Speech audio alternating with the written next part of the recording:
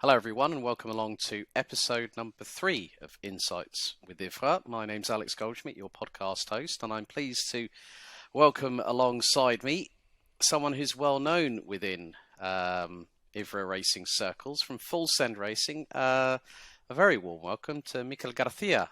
Mikel, good to see you. Shame that Thank you, Alex. Michael Polasic had his time zones all crossed up because he's otherwise engaged, but good to have you on the show. Firstly, how are things going with everybody at Full Send Racing? Because we're looking forward to a great season ahead for 2022 and 2023, aren't we? Yeah, I think we are in a pretty good position, and we probably have the strongest lineup we've ever had. So things are going good, except for Michael's time zones. Everything is going well. That's the only spanner in the works, so to speak. Yeah. But of course, for those that do know, Full Send Racing, second and third in the TCR class of club sport, on the last season, looking to make that little push further forward. I know that you guys are also, you and Michael are two of the drivers piloting the 185 Hyundai Veloster NTCR in the 24-hour Series Esports Championship, alongside with Alex Torres, Dominic Qualtum, and Navid Hussain. A very, very strong lineup there. Firstly, I've asked this question, and I had a chat with Impulse Racing not too long ago.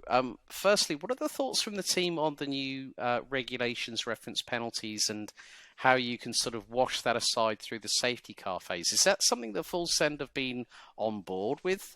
Because there's been, when I spoke with Casper de Courten in our opening Insights with IVRA podcast, he said that there's been a lot of good feedback from the team. What's the feeling from Full Send on that respect? I don't think we've had a chat about the new regulations in IVRA at the moment. We've been focusing at the moment on NEO because it has started earlier, and also on IMSA, so we haven't had a chat about the different regulations in IVRA. But if everything works in the same way as it worked last season, we'll be more than happy, to be honest. Yeah, so 2 cars entered, same numbers as last time, the 285 and the 287. You guys had I think your best result was at Spa-Francorchamps, round 4 actually, in terms of points. I think it was for the 285 car in second position. But it was a very, very strong season, despite Team Huizinga literally romping away with it with 165 points winning margin in terms of the championship. What sort of efforts have you guys at Full Send been concentrating on with setup and obviously driver lineups? Has there been a lot of tinkering behind the scenes? Yes, definitely. We've always been trying to improve, and that's one of the reasons we got Alex Torres on board. It's because he's really good building setups. He has his own service where he sells the setups and everything. So we know he's very good with setups. So one of the reasons to try to get him on board was to try to improve the setups we already got. I think it's a very, very good shout there, when you've got someone of the caliber of Alex Torres, who's very, very quick, but has that mechanical mindset to really help push the team forward to go for the championship through 2022 and 2023. But the calendars have been really sort of piquing people's interest. What are we? We're just over a fortnight away from the opening round at Fuji International Speedway, which we know is going to be a slipstream fest anyway. Even if you are in a TCR car, you can have that, that low drag rear wing set up, and just sort of tweak everything to make sure that everything's, it's nearly 1.5 kilometers of straight, which is over 30% of the circuit. You then got Interlagos, which is very fast flowing, but also at some points very, very technical circuit, especially through the second and third sectors. Imola, a classic. It doesn't matter what you race in. Imola is a stone dead classic and marks the halfway point of the season. Then there's 2 trips virtually stateside to Mid-Ohio and Barber Motorsports Park, and then starting in Japan and finishing in Japan for the HyperX Club Sports Series. I mean, it's a really, really meaty calendar, isn't it? We really liked the calendar when it came out. I think it really suits us, and personally, that's something that I personally like. I prefer tracks like Fuji and Interlagos and big tracks like that instead of having tracks like Barber or Alton Park or something like that. It's a bit more It's a bit more tricky with traffic and makes it a bit more interesting, but I think bigger tracks suits us better. Hmm. I think it also provides a good quality of racing, where you're probably going to have 4 or 5 TCR cars wide on the straight at Fuji. I mean, that's the first thing that springs to mind. You're going to have at least 3 wide. I mean, I've seen it with GT3s going 4 wide, and that was ballsy enough. But I mean, out of the tracks, which one is sort of like turning towards being your favourite, your personal favourite? Uh, I think Fuji might be my favorite one. I haven't really raced much because it's a new track in a racing. I haven't had the chance of actually racing in it, but I think it's my favorite out of the season. Well, that's a really really good shout. I mean, how's the selection process coming along with the driver lineups for both respective cars? I mean, obviously now having Alex Torres on board, I would imagine that he's probably going to be one of the drivers in one of the cars. Specifically, I know you're very much yourself and Michael. You're very much into TCR, which I think is quite a good category anyway, in terms of, yeah, everyone knows TCR. The cars are very, very evenly matched. The aerodynamics are very, very minimal. It's more of a driver's car, isn't it? And that's what any good racer wants. A car that you can sort of get the feel for very, very quickly, but still know that you're going to be competitive with a lot of the other drivers on the grid. Yeah. It's everything is really, really close in TCR. The very small margin will make a difference in the race. Like you need to get everything perfect, set up, driver. You need to try to not make a mistake because if you lose the draft, that's it. Unless there's a safety car, if you lose the draft, you're gone because they will be going much faster than you. So it's all about the tiny margins of error in TCR, which makes it really, really interesting. I mean, also the fact that the team being given the invitation to return to the HyperX Club Sports Series, which will be broadcasted live on RaceSpot.tv, they've been a big backer of not just the 24-hour Series Esports Championship, but also for what we do here at IVRA. I mean, that's really good because it helps to appeal to other drivers that might be thinking, well, hang on, where's a team that I can grow, I can develop, I can... And also, the other thing that I like about sim racing is the fact of the liveries. You could just go to town on them, can't you? Yes, definitely. But I mean, coming back to those that are not aware of the full Send Racing history, it was founded by Caden Atkins and Trevor Giroux back in February of 2018. So the team's been going strong for 4 years. I mean, Mikel, when did you actually join Full Send? Have you been with them for quite a time? Yeah, I've been in full sense since something like July 2020. I remember it was end of the summer series that IVRA did when I joined, and I think that was July or August 2020. I'm not one of the first guys to race in full send. At the time, it was Steen Ledger, Ollie Peacock, and Thomas Benninger racing there. At the moment, I think I'm the only one that is still there. Even though Thomas is still with us, he doesn't really race with us. The team has changed completely.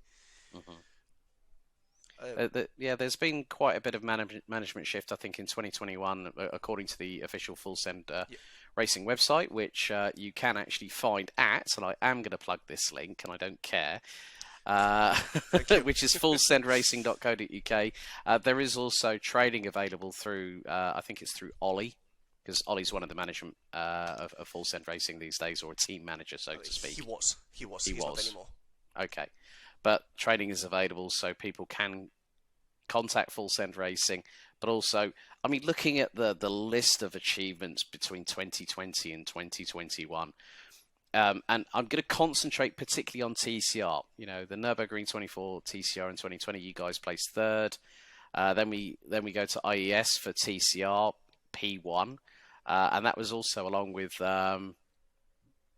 That'll also go with the GT3 class because Full Send Racing also competes in other categories or other series in GT3. Then the Digital Nürburgring NLS in 2020, second position. Then of course we get to 2020, 2021 with IVRA with the Club Sport Championship, second and third. TCR has been a really, really good place for Full Send to really show their prowess, hasn't it? I think it's been where we've been most successful with. Definitely, even though we still compete in GT3 and we will put like the eventual LMP2 in special events and stuff like that. we don't have a team as competitive as we do in the TCA in the rest of the categories, unfortunately. We would like to have it, but it's not easy to always have the really good drivers in every single category you run. That's really hard to run as a team. I think without I'm going to come back to this with Mr. Torres coming on board. That's going to really help the rest of the team sort of follow and sort of really get. They know that they've got to bring their A game when you've got someone like Alex Torres on board, because he will like basically say no, you, and he'll help look at data. He'll look at the braking, where you're braking into corners, turning into apexes, exiting out of the corners, putting the power down, because sim racing, just like real life racing, there is a lot of data that can be extrapolated, especially through iRacing, as you and I both know very, very well, Mikel. And having that caliber of driver on board is only going to push the team further forward. And I think a lot of people, yourself included in that, are very, very excited at the prospect of what Alex is going to bring to the party. Yeah, definitely. We have a good number of people that have a good knowledge of how to build a car, because Mikel Polasek, our brother, is also doing engineering in mechanical engineering, I believe he's doing. So he has some knowledge of how cars work, how physics work. We have also Harley Houghton, who is really good. He's a real-life driver as well, and he knows really well how to set up a car. So that every single bit helps everyone in getting to push a bit further and try to get a bit better. Yeah, I mean that's just very much a given on that respect. I mean, looking at the competition for 2022, 2023, it isn't going to be easy to try and gun for that title, is it? Because you've got so many good drivers out there on the iRacing platform, up and down the order, and with TCR there were 18 cars. There's some that are going to be doing pre-qualifying very, very shortly, which is going to mean that we're going to have a big bolstered grid in TCR. How excited are you to see possibly new teams come in with drivers that you might recognise that might have jumped ship and decided, well, I fancy a bit of a challenge, and let's see if we can bring this team to the front? Is that something as a racer that really, really excites you, that you want that stiff competition, you want that adrenaline buzz, and when you get off that simulator after your stint, you want to sort of like feel a sense of euphoria, but also you do get that unwanted sense of tiredness, sweatiness, fatigue, both mental and physical. You just want the whole shebang, don't you? Yeah, definitely.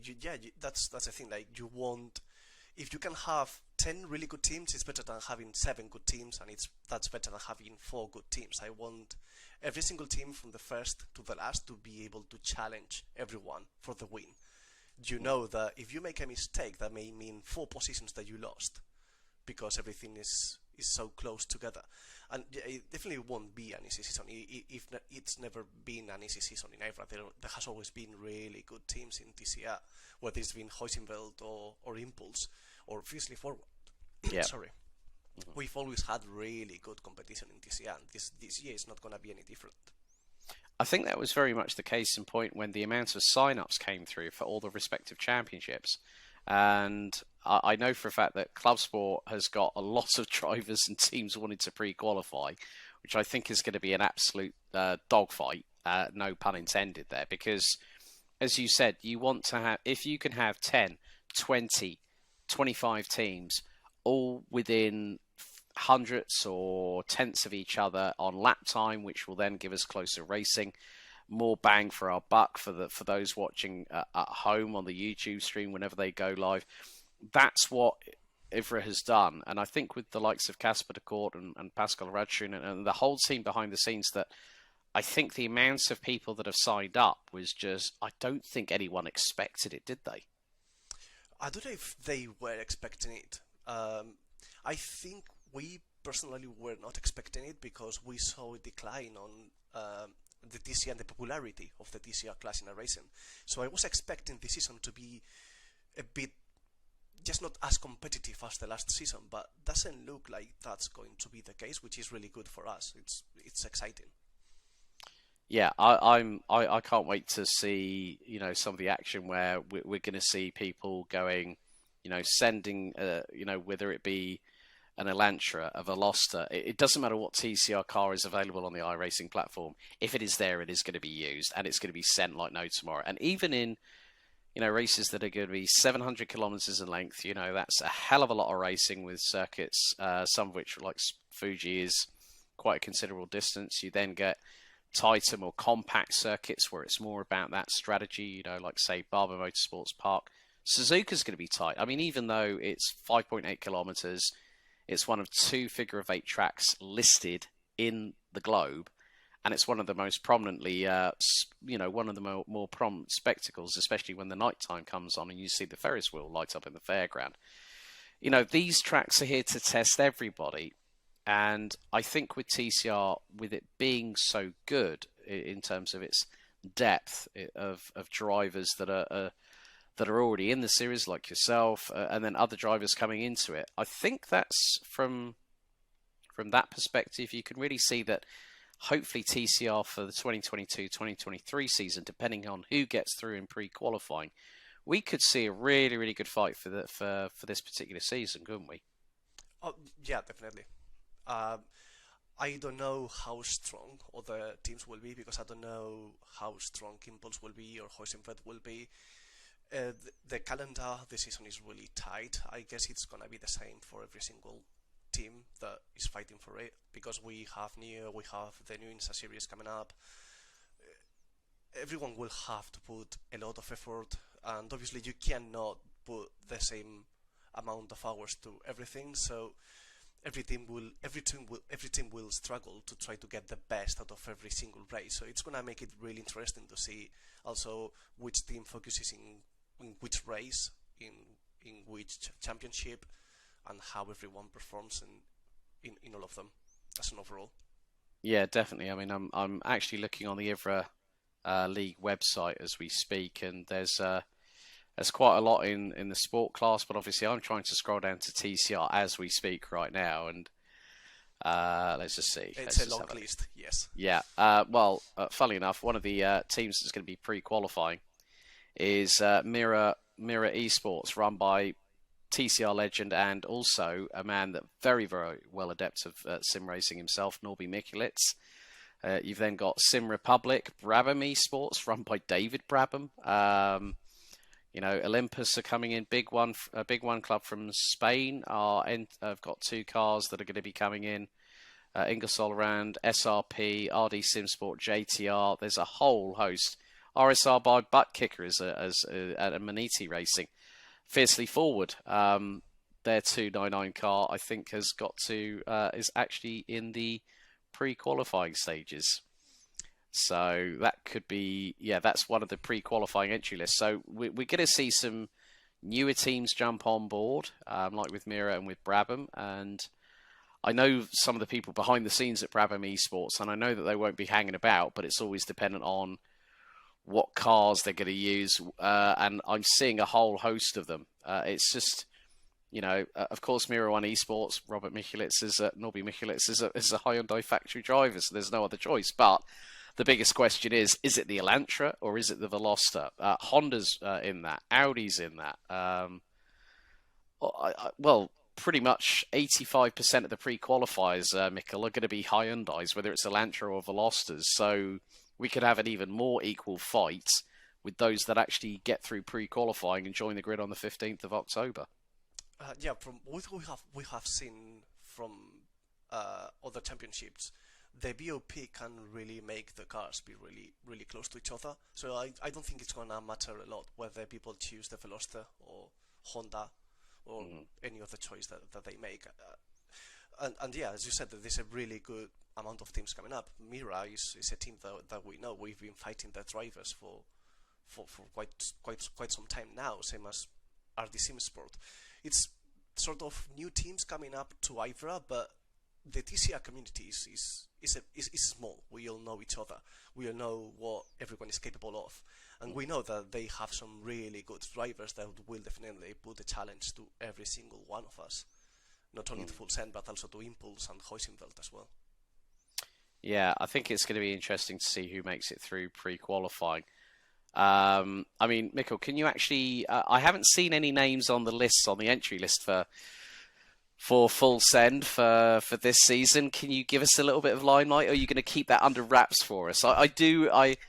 I did when I did speak to Martin Ashard from Impulse. He said, "Well, we haven't quite decided. Is excuse me, is your driver lineup pretty much set in stone at the moment, or is it No, still?" I was Got... actually having a chat with Mike before this recording because we don't know yet who is going to drive in IVRA. Okay. Yeah, So, as I said, it's a really tight calendar. We have a lot of races coming up, so we have to make sure that everyone has time to prepare for a race because yeah. you can't give the same driver a race in 3 different championships and expect them to perform as good as if you focus them on something. So we have to make our minds up and see how we distribute the drivers we've got in between the different championships. I think that's a very, very good strategy there. I know that if I do ask anybody, if I interview them, if it's in a particular class and I don't see their lineup sorted quite yet, I will ask that question. But when we get into, all 3 championships into full swing very, very soon, lineups will be revealed in due course, and I look forward to, and I think the IVRA League TCR community will also look forward to seeing who is going to be behind the wheel for Full Send Racing for the 2022-2023 HyperX Club Sports Series. I mean, I always like to ask our guests about a little bit of background. So, Mikel, firstly, I know that you said that you joined the team back in mid-2020, but how did you get bitten by the iRacing bug? When was your first taste of getting behind that wheel and giving it a go? Probably the first taste was a long time ago with Life for Speed, with Yep. my old Logitech Driving Force GT or something like that was called. That didn't last too long. I probably was on the simulator for like a year until I got bored. And then I got back to it in 2018. Mm-hmm. So I've been in a racing for 4 years, and I haven't driven anything else. So I've been focusing on iRacing for the last 4 years or so. Okay. And obviously you're very much into TCR as the category that you're specifically concentrating on. Are there any other classes that you like to because we all know that there's a hell of a lot of content in iRacing. I mean, obviously the GT3 and the GT4 dropped with the Mercedes for Season 3, and then Fuji came along, so it is quite new. It's very much in its infancy, but of course, Fuji made its debut for the VCO ERL Full Cup with the opening round just the other week. But what cars apart from TCR do you sort of like just go on there just to have a bit of a laugh, have a bit of a giggle with some of the other team members, and just go on a server and just go, yeah, let's just muck about and have a chat whilst having some fun? Are there any other cars that sort of like you like to sort of muck about with on iRacing, just in apart from when you're concentrating on IVRA and of course 24-hour Series Esports? As odd as it may sound, I like high downforce cars, which is a bit odd coming from someone who races TCR, but the car that I have raced the most, apart from TCR, has been an MP1. Mm-hmm. So I like to give prototypes a shot and open wheels as well. I don't have time to race them because I barely have time to race TCR in a racing, so I don't really get to race them, even though I do some laps in them and have some fun with teammates and we do silly races as well, probably like everyone else does as well. Yeah, just go onto a fixed setup and just roll with the punches and see what happens, really. Yeah. I mean, Mikel, I think really we've probably talked for long enough. I know it's very because we're talking on different time zones. I'm in the UK, Mikel's over in Iberia, so I have to go via Iberian time. So it's quite late at the time of recording this podcast. But Mikel, thank you very much for taking the time to talk to me here on Insights with IVRA, and I really want to wish you, Mikel, and everybody at the team at Full Send Racing all the very, very best of luck for the 2022-2023 HyperX Club Sports Series. Thank you, Alex, and thank you for having me here. So, folks, thank you very much for joining us for episode 3 of Insights with IVRA with my special guest from Full Send Racing, Mikel Garcia. Don't forget, you can head to ivraleague.com for all the latest information on pre-qualifying news and reports from our very own Ewan O'Leary. And don't forget, you can watch all of the action over all 3 championships through racespot.tv. Until next time, Thank you for watching, or if you're listening on Spotify, thank you for listening. See you next time.